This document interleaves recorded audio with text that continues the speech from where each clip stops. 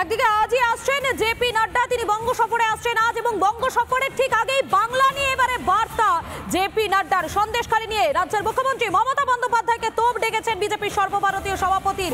বাংলায় মানুষের নিরাপত্তার জন্য এনএসজিকে নামতে হয়েছে। এর থেকেই বাংলায় মমতার সরকারের অরাজকতা স্পষ্ট। মমতা দিদি ভয় দেখিয়ে ভোট জিততে চাইছেন, বাংলার জনতা এর কড়া জবাব দেবে, মন্তব্য বিজেপির সর্বভারতীয় সভাপতি জেপি নাড্ডা।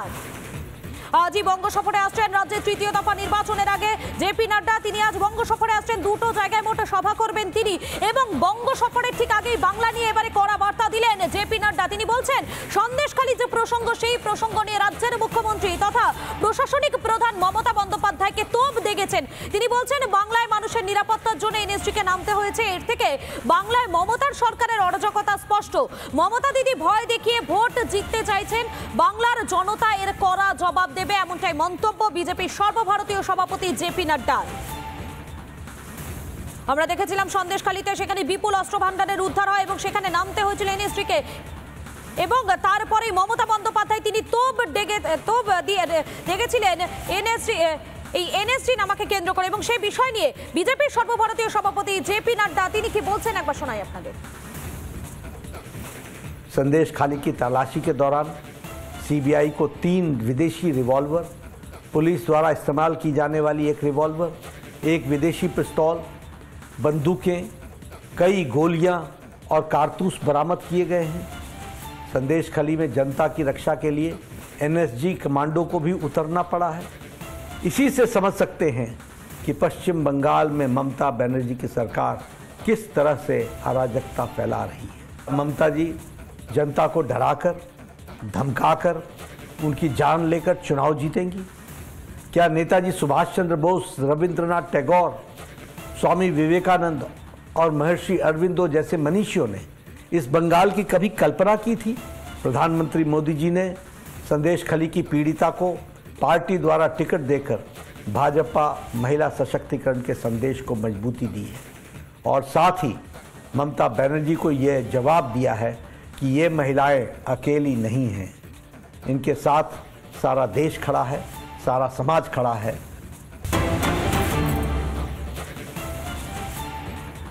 গতকাল কুলটির সভা, সেই কুলটির সভা থেকে এনএসজিকে তীব্র আক্রমণ করেছিলেন রাজ্যের মুখ্যমন্ত্রী মমতা বন্দ্যোপাধ্যায়। এনএসজি হয়তো গাড়ি করে বোমা অস্ত্র এনেছিল, সন্দেশখালীতে বোমা থাকার কোনো প্রমাণ নেই। কি বলছেন মমতা বন্দ্যোপাধ্যায় শোনাই একবার আপনাদের।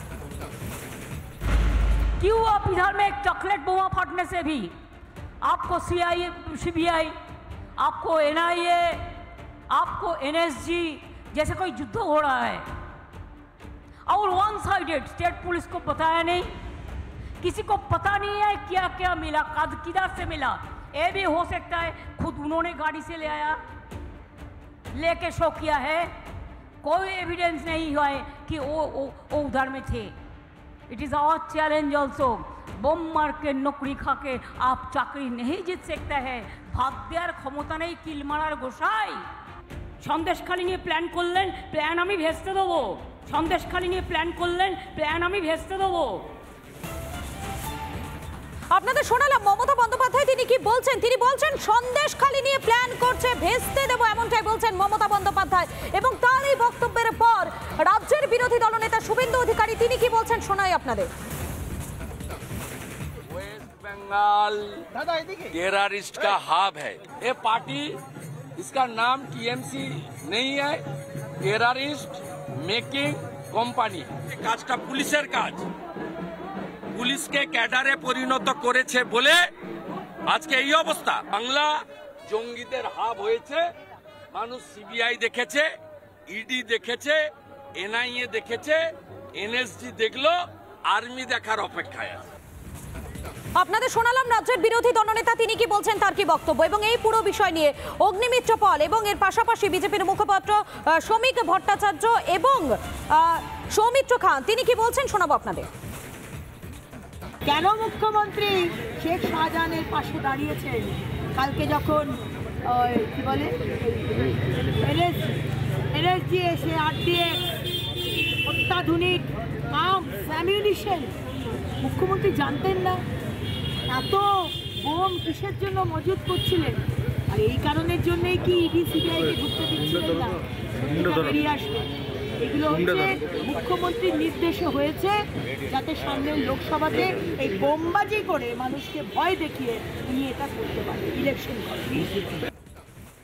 যা হচ্ছে কোর্টের নির্দেশে হচ্ছে। সিবিআই তদন্ত করছে, তারা কিভাবে কখন কাকে ব্যবহার করছে সেটাও দৃশ্যমানতায় আছে। তৃণমূল কংগ্রেস যে অভিযোগ করছে সেটাও পাবলিক ডোমেনে আছে। আমরা কি উত্তর দিচ্ছি সেটাও মানুষের সামনে আছে। কিন্তু সমস্ত কিছু মিলিয়ে তার উপরে একটা আদালত আছে, সেটা মানুষের আদালত, এবং গণতন্ত্রে শেষ কথা বলে মানুষ। এই সমস্ত কিছু দেখে মানুষ তার বিচার বুদ্ধি দিয়ে তার রাজনৈতিক ভোট থেকেই এই নির্বাচনে ভোট দেবেন। তৃণমূল কংগ্রেসের এই রাজনীতি সারা ভারতবর্ষের ক্ষেত্রে বিপজ্জনক, কারণ পশ্চিমবঙ্গটা ভারতবর্ষের বাইরে নয়, যদিও তৃণমূল কংগ্রেস সেটাই মনে করে একটা স্বাধীন রাষ্ট্র। মমতা বন্দ্যোপাধ্যায়ের সরকার ভারত সরকারের বিরুদ্ধে যুদ্ধ ঘোষণা যে কোনো দিন করতে পারে, কারণ মমতা বন্দ্যোপাধ্যায়ের স্বপ্ন হলো প্রধানমন্ত্রী হবার। তাই স্বপ্ন পূরণ করার জন্য সন্দেশখালী, ডায়মন্ড হারবার এগুলো ভারত সরকার বিরোধী কথাবার্তা চলে। যে কোনো দল থাকতে পারে, কিন্তু ভারত সরকার মানে মমতা বন্দ্যোপাধ্যায় পুরোপুরি ভারতের বর্ষের বিরোধী একটা কার্যক্রম চালু করেছেন, সেই চালুটা চলছে। তাই ফলে কমান্ডো কেন, আমার মনে হয় ইমিডিয়েট এই যে মমতা বন্দ্যোপাধ্যায়ের পরিবার হচ্ছে ইমিডিয়েট প্রত্যেককে জেলে ঢোকানো উচিত, তাহলে আমাদের পশ্চিমবঙ্গ শান্ত হতে পারে। আর এবারে আপনাদের শোনাবো এই পুরো বিষয় নিয়ে বিকাশ রঞ্জন ভট্টাচার্য তিনি কি বলছেন, এবং এর পাশাপাশি অধীর রঞ্জন চৌধুরী কি বলছেন, শোনাই আপনাদের। সন্দেশকারী ঘটনা তো আজকে শুরু হয়নি, সেটা কবে থেকে শুরু হয়েছে। তৃণমূল এখনো তৈরি হতে পারলেন না, মোদীকে ম্যানেজ করতে পারলেন না, আশ্চর্য। এটাই আমরা যে অবাক লাগছে। সুতরাং সন্দেশকালী ঘটনা সাজানো কি সাজানো নয় এই কথা বলতে যে অস্ত্র উদ্ধার হয়েছে এই বাস্তব চিত্রটাকে অস্বীকার করবেন কী করে। রাজ্যের মুখ্যমন্ত্রী, পুলিশ মন্ত্রী চোখের সামনে এত ধরনের অস্ত্র মজুত হলো, সেটা কেউ জানতে পারলেন না যতক্ষণ না মহিলারা লাঠি নিয়ে পুলিশের নাকের ডগায় চিৎকার করতে শুরু করলো।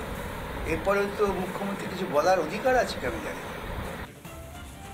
যেতেই পারে, কিন্তু সেখানে বোমা, সেখানে অস্ত্রপাতি তো পাওয়া যাচ্ছে, এটা তো দেখতে পাচ্ছি আমরা টিভিতে।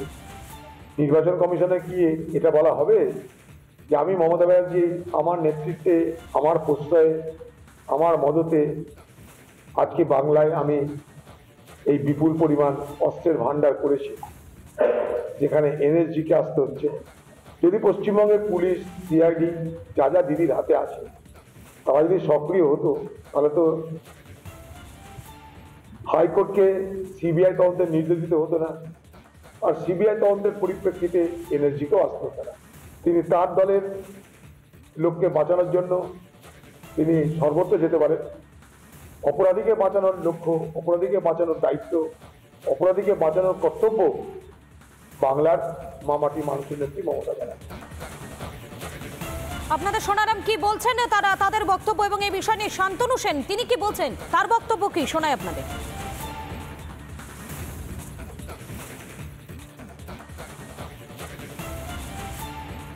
একদিকে যখন সন্দেশখালীর ঘটনায় অভিযুক্তরা তৃণমূলের সাথে যুক্ত থাকা সত্ত্বেও শেখ শাহজাহান বা শিবু হাজরা বা উত্তম সর্দারের মতো অভিযুক্তদের এই রাজ্যের সরকারের প্রশাসনিক গ্রেফতার করেছে, অন্যদিকে এই সন্দেশখালীকে প্রথম দিন থেকেই অতিরঞ্জিত করে জল ঘোলা করে রাজনৈতিক কারণে ব্যবহার করতে চাইছে ভারতীয় জনতা পার্টি, সেটা বারবার প্রমাণিত। আপনি অগ্নিমিত্রা পাল, যিনি বিজেপির বিধায়ক, তার সেই অডিও ক্লিপিং বলুন, বা ভারতবর্ষের প্রধানমন্ত্রী নিজে সন্দেশখালীর মহিলার সাথে ফোনে কথা বলে সেটা যেভাবে অডিও ক্লিপিং ভাইরাল করেছেন, বা সন্দেশখালীর একজনকে প্রার্থী করে যেভাবে প্রচার করে সন্দেশখালীকে রাজনৈতিক হাতিয়ার হিসেবে ব্যবহার করতে চাইছে, সেটাতে পরিষ্কার যে এই সন্দেশখালীর ঘোলা জলে বিজেপি রাজনীতি করতে চাইছে। সারা দেশের একটা মানুষও বিশ্বাস করে না যে এই সন্দেশখালীর ঘটনা সেই তাজ বিস্ফোরণের সাথে তুলনীয়।